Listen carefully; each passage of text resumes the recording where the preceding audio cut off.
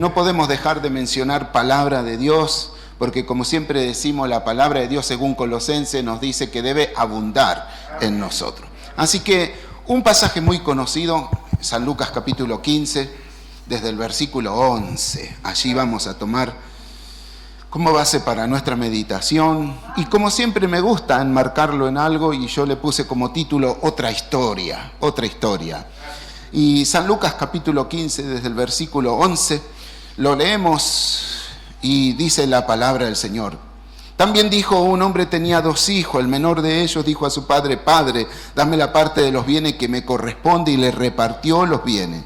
No muchos días después, juntándolo todo, el hijo menor se fue lejos a una provincia apartada y allí desperdició sus bienes, viviendo perdidamente. Y cuando todo lo hubo malgastado, vino una gran hambre en aquella provincia y comenzó a faltarle. Y fue y se arrimó a uno de los ciudadanos de aquella tierra, el cual le envió a su hacienda para que apacentase cerdo. Y deseaba llenar su vientre de las algarrobas que comían los cerdos, pero nadie le daba. Y volviendo en sí dijo: ¿cuántos jornaleros en casa de mi padre tienen abundancia de pan, y yo aquí perezco de hambre? Me levantaré e iré a mi padre y le diré: Padre, he pecado contra el cielo y contra ti. Ya no soy digno de ser llamado tu hijo. Hazme como uno de tus jornaleros. Y levantándose vino a su padre, y cuando aún estaba lejos lo vio su padre, y fue movido a misericordia, y corrió y se echó sobre su cuello y le besó. Y el hijo le dijo: Padre, he pecado contra el cielo y contra ti, y ya no soy digno de ser llamado tu hijo.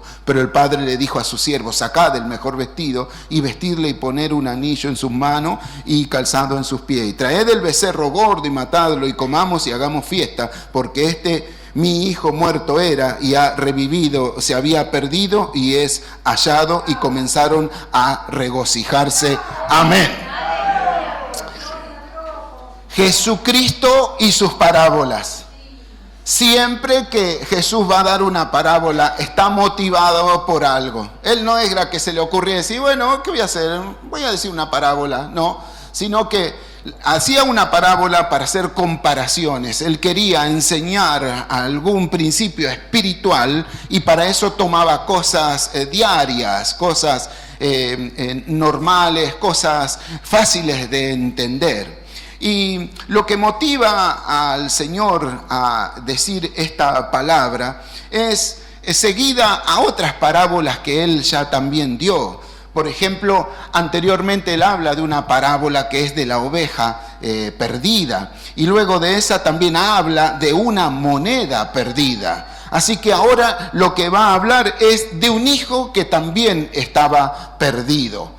Lo que lo motiva al Señor a hablar acerca de estas 3 parábolas es de que habían gente muy líderes religiosos, llamados fariseos, escribas, que siempre estaban buscando en qué lo podían encontrar una falla, un error en Jesucristo. Así que siempre estaban haciéndole preguntas, como esas clases de preguntas para tentarlo, para tratar de que él se equivocara y encontrar alguna razón para poder llevarlo delante de las autoridades espirituales, y de alguna manera ellos se lo querían sacar de encima.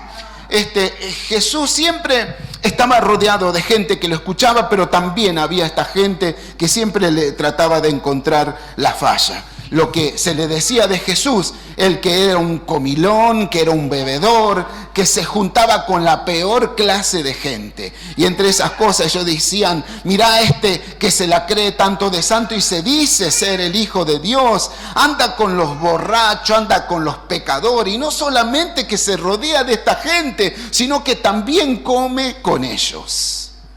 Así que motivado por esto es que Jesús comienza a hablar de esta parábola, de aquella oveja que se había perdido y de aquella moneda que también estaba perdida. Pero ahora llega esta parábola de este hijo que estaba perdido. Ya nosotros conocemos esta historia, es muy conocida, muchas veces la hemos leído, la hemos hablado, predicado, así que no voy a entrar en detalle, simplemente de que este hijo de él, cuando se va de la casa del padre y malgasta todo el bien que el padre le había dado, En un momento la palabra del Señor dice que Él vuelve en sí, de que Él recapacita. ¿Y qué es lo que lo hace recapacitar a Él? Es la necesidad. Porque Él lo que comienza a pensar es en el estado que Él se encontraba. Y recuerda cómo era antes su estado con el Padre, en la casa del Padre, y cómo estaba ahora, cómo se encontraba. Y Él es motivado entonces a volver. Pero hay algo que lo hace recapacitar y que lo motiva a querer volver a la casa del Padre.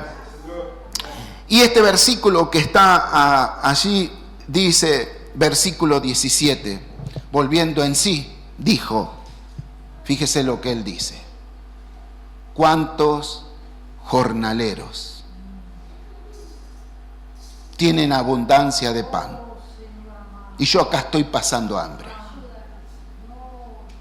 La frase no está completa, porque Él dice, ¿cuántos jornaleros tienen abundancia de pan? Y yo estoy pasando hambre. Pero ¿dónde está la abundancia de pan? ¿En dónde está la abundancia del pan? En la casa del Padre. En la casa del Padre donde hay abundancia. No hay en otro lado. Pero Él, fíjese que nombra a los jornaleros. O sea que está pensando en los trabajadores. La historia que está contando Jesús es de un hombre que era muy acaudalado, una persona rica, podríamos decir, porque tiene posesiones y porque tiene mucha gente, jornaleros, obreros que trabajan para él. Y él piensa lo siguiente, en la bondad del Padre. Qué bueno que es mi papá.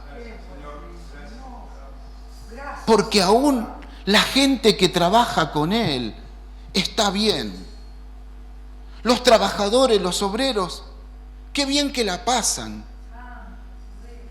Cuánto amor tiene mi papá, qué bondad que tiene papá, que no hace diferencia ni siquiera con sus trabajadores.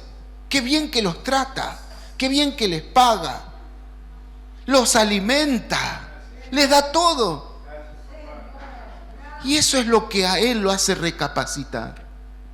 La bondad del Padre, el amor del Padre.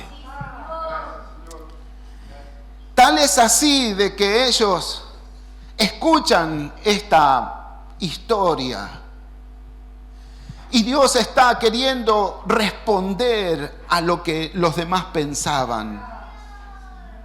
Y Jesús quiere hacer mostrar que nuestra fortaleza está en el amor de nuestro Padre.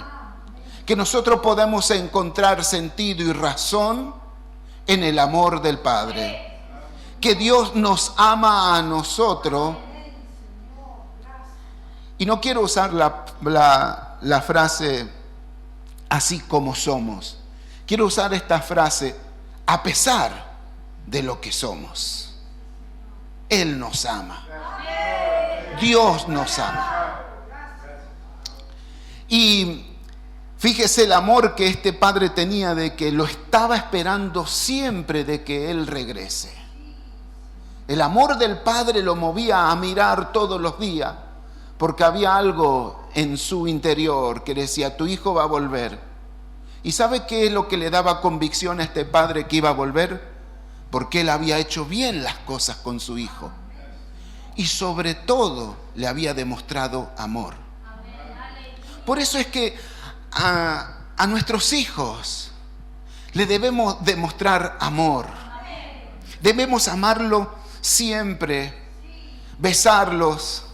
Aun cuando son niños, aproveche a besar, porque va a haber una época en la vida en lo que ya no van a querer que los bese tanto. Mis hijas yo las llenaba de besos, las abrazaba todo. Y ahora yo tengo que estar esperando en que ellas hagan el paso y vengan y me abracen. Y cuando me abrazan, ahí aprovecho, las beso, las abrazo. Bese, llene de besos. Así como hizo este padre cuando vuelve el hijo. No reprochó nada, no le preguntó nada, sino que No sé, por ahí tal vez el hijo ya había preparado las frases. Ya había preparado, yo voy a decirle esto a papá. Le voy a demostrar mi arrepentimiento. Pero fue tanto el amor que lo abrazó, que cuando quiso decirle, Padre, he pecado contra el cielo y contra ti, ese Padre viene y lo abraza, dice, no pasa nada. Y él se contenta y le dice a los demás, vístanlo, cálcenlo y pónganle un anillo, ese anillo de pertenencia. Porque cuando nos alejamos de Dios, hay algo que se daña entre nosotros, es la pertenencia, la relación. Nunca dejaremos nosotros, hagamos lo que hagamos, nunca dejaremos de ser hijos de Dios. Pero sí hay algo que a veces se daña en esa relación que Dios quiere tener con nosotros. Pero cuando nosotros volvemos a Dios, el amor de Dios es tan grande que nos abraza, nos perdona, nos devuelve la pertenencia. Y nosotros conocemos esta historia que está escrita acá en el Nuevo Testamento, pero también hay otra historia paralela a esta que se encuentra en el Antiguo Testamento. Quiero que me acompañen y lo leamos. Deuteronomio capítulo 21, versículo 18. Allí nos cuenta la otra historia. Lo voy a leer desde acá. Y fíjese lo que dice del 21 capítulo Deuteronomio 21 del 18 al 21. Y esta es la historia que está escrita, la otra historia en el Antiguo Testamento. Si alguno tuviera un hijo contumaz y rebelde, que no obedeciere a la voz de su padre ni a la voz de su madre, y habiéndole castigado no les obedeciere, entonces lo tomarán su padre y su madre y lo sacarán ante los ancianos de su ciudad y la puerta del lugar donde viva. Y dirán a los ancianos de la ciudad, nuestro hijo es contumaz y rebelde, no obedece a nuestra voz, es glotón y borracho. Entonces todos los hombres de su ciudad lo apedrearán. ¿Y qué? Y morirá. Así quitarás el mal de en medio de ti y de todo Israel. Y todo Israel oirá y temerá. Qué diferente esta historia, ¿no? Porque acá vemos la historia de un padre amoroso que recibe a su hijo después de haber despilfarrado y después de haber malgastado todo lo que el padre le había dado. Él también había sido rebelde y contumaz, pero la historia cambia totalmente en el Antiguo Testamento, porque la historia nos narra que a ese hijo que fue rebelde y contumaz, tenían que sacarlo los padres, llevarlo ante los ancianos y apedrearlo. Tenía que morir por haber desobedecido a sus padres, ser contumaz, haber sido rebelde. Lo único que le quedaba era morir. Por eso esta gente que estaba tentando a Jesús conocía muy bien la ley de Dios. Y Jesús, haciéndole este paralelismo, podríamos decir, está queriéndole recordar que hay parte de la ley que, aunque ellos pensaban que la cumplían, no la estaban cumpliendo. Porque, vaya dicho de paso, los eruditos, los estudiosos, aquellos que se encargan de estudiar a pleno, esos eruditos, según los estudios, no hay registros de que ese mandamiento del hijo rebelde y contumaz se haya llevado a cabo. Al menos no encuentran alguna historia que puedan decir, esta palabra se cumplió en tal familia, mataron a su hijo por ser rebelde y contumaz. No se encuentra registro de eso. Es un mandamiento que Dios da, pero como que no hay algo que diga, sí, pasó, aconteció. Y uno se pone a pensar, ¿cómo puede ser que Dios diga esto acá, pero ahora Jesús lo haga ver desde otro punto de vista? ¿Será que Dios se ablandó, antes era más duro. Bueno, la palabra del Señor dice que Dios siempre es el mismo. Pero aquí tenemos que ver en el Antiguo Testamento, podríamos decir que ahí podemos ver la mano de Dios, pero acá en el Nuevo Testamento estamos viendo el corazón de Dios. Que el corazón de Dios en realidad no quería la muerte de nadie, ni quería que eso le suceda a los hijos. O sea, de que Dios tiene amor aún en el Antiguo Testamento como en el Nuevo Testamento, y Jesús está queriendo hacerle ver a ellos de que Dios es un Dios de amor. Porque es muy diferente cuando el pecado, cuando el error lo comete tu hijo, lo comete tu familia, lo comete tu amigo. Cuando ya el pecado tiene un nombre, es muy diferente. A veces nosotros tratamos de aplacar. Bueno, lo hizo mi hijo, pero que a él no lo castiguen. Pero cuando lo vemos en otro, a veces nosotros somos muy rápidos para decir, Dios le debería bajar la caña a ese. ¿Viste lo que anduvo haciendo? Y si no viene a la iglesia.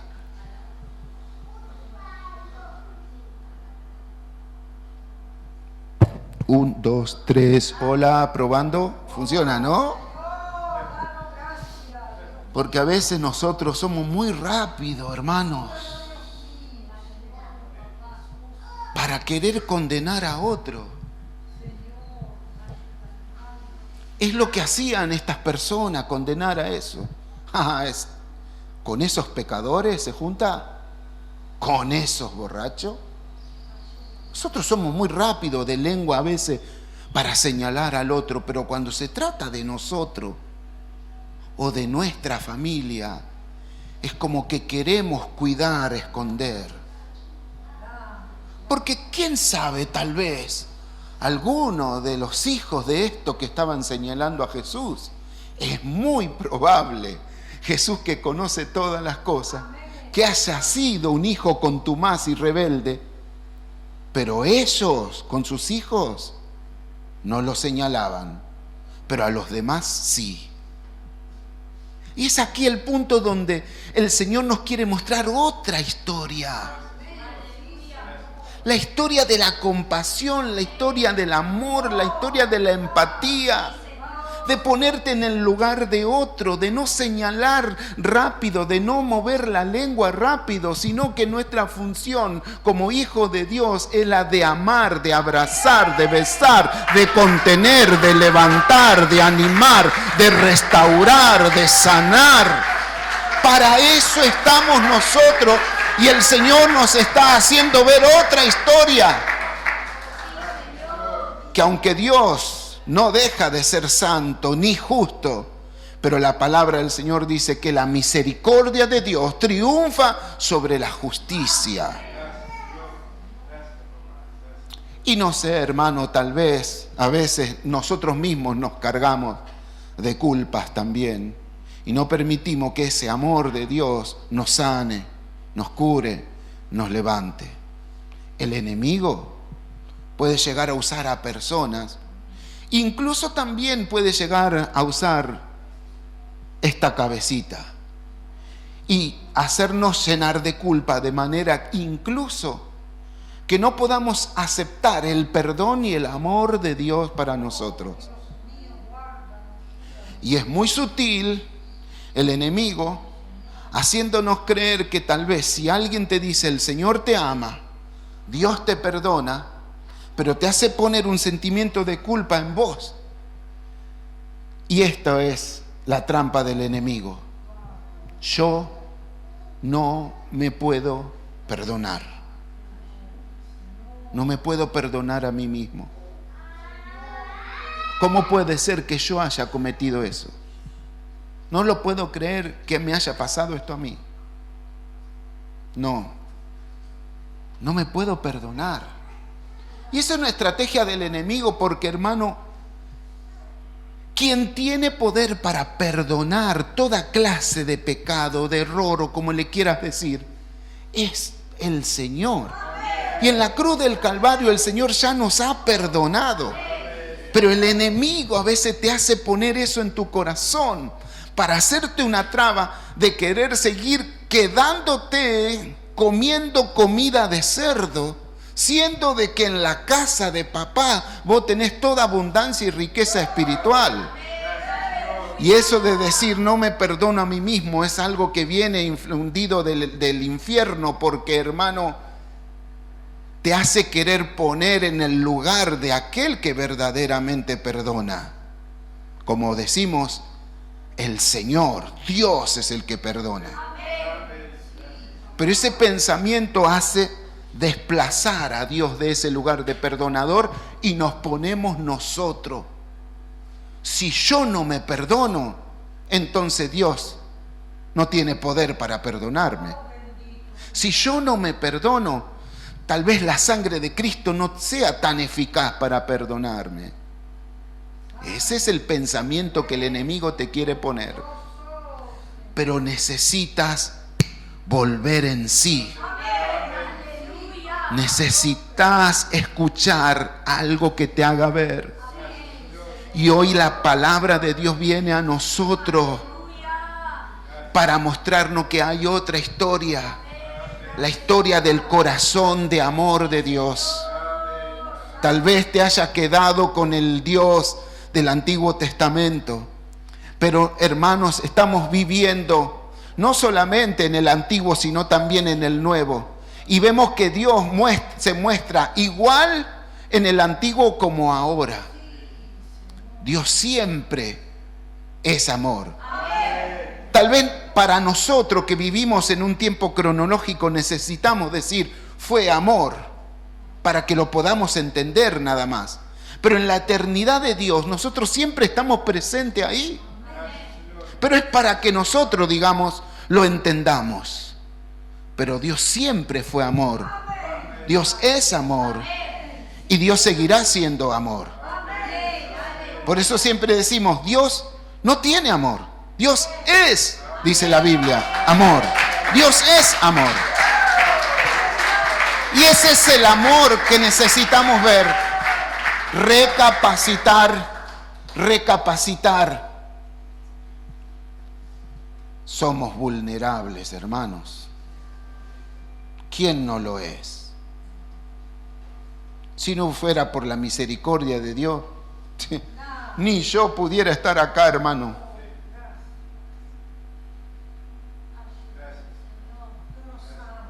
Viví mucho tiempo esclavo de un legalismo atroz. Podría dar clases magistrales de lo que es el legalismo. Pero cuando yo busqué a Dios y Dios se dio a conocer a mí a través de su palabra y entendí el amor de Dios, aunque aún todavía nos queda a muchos todavía vestigio de eso, entendimos que el amor de Dios puede hacer cambiar y puede hacer otra historia en nosotros. Y digo esto, hermano, porque tal vez no hayas vivido un legalismo, pero sí, tal vez haya en vos cosas que tal vez te hagan pensar que no sos digno de volver a Dios. Y has dejado cosas de hacer, has dejado de servir, has dejado de activar, has dejado cosas en el pasado, te has entregado a otro camino, lejos de Dios. Hoy el Señor nos dice, volvé a la casa de papá. Deja de comer comida de cerdo. Si en la casa de papá tenés tanta bendición, ¿para qué vas a seguir ahí? Que sea el amor de Dios que hoy te fortalezca y que te levanta. Y vas a encontrar a un Padre amoroso y un corazón lleno de misericordia que puede cambiar también incluso la historia de tu vida y hacer de vos otra historia. Oremos. Señor, te queremos dar gracias por esta palabra a nuestras vidas, a nuestros corazones. Cuánto nos amas, qué amor que hay en vos, Señor. Gracias que lo demostrás todos los días. Yo disfruto de este amor, Señor, el cual me bendice, el cual me levanta, el cual me restaura. Gracias, Señor, porque podemos compartir, Señor, este amor tuyo hoy acá en tu casa. Señor, yo oro por mis hermanos y por mis hermanas, que tal vez puedan estar quedados, tal vez puedan estar, Señor, ahí apocados, tal vez estén sin fuerza, Señor. Hoy están necesitando recibir, Señor, la palabra tuya que puede cambiarlo, Señor, el curso de su vida y hacer de ellos, Señor, otra historia. Papá, que este amor hoy se manifieste, Señor, en perdón, en misericordia. Que ellos hoy puedan encontrar en vos ese amor que los levanta, que los restaura y que los pone nuevamente en el camino, Señor. Hay gente, Señor, que incluso tú le has dado talento, le has dado dones, le has dado ministerio y que tal vez, Señor, no los están ejerciendo. El enemigo los tiene ahí, tal vez atados. Pero hoy, Señor, creemos que ese amor también tiene tanto poder para romper esas cadenas del enemigo y derribar todo ese argumento del diablo en las mentes. Señor, tú los estás esperando. Vuelvan a la casa del Padre. Retomen, Señor, el trabajo. Retomen, Señor, el ministerio. Y, Señor, lo ejerzan para vos. Bendice, Señor, a tus hijos hoy. Trae, Señor, renuevo, perdón y misericordia. Porque, Señor, nosotros reconocemos que sin vos no somos nada. Señor, por ese amor que tú nos demuestras y que lo demostraste en la cruz del Calvario, Señor, te queremos alabar, te queremos bendecir y te queremos agradecer. En el nombre de Jesús oramos. Amén y amén.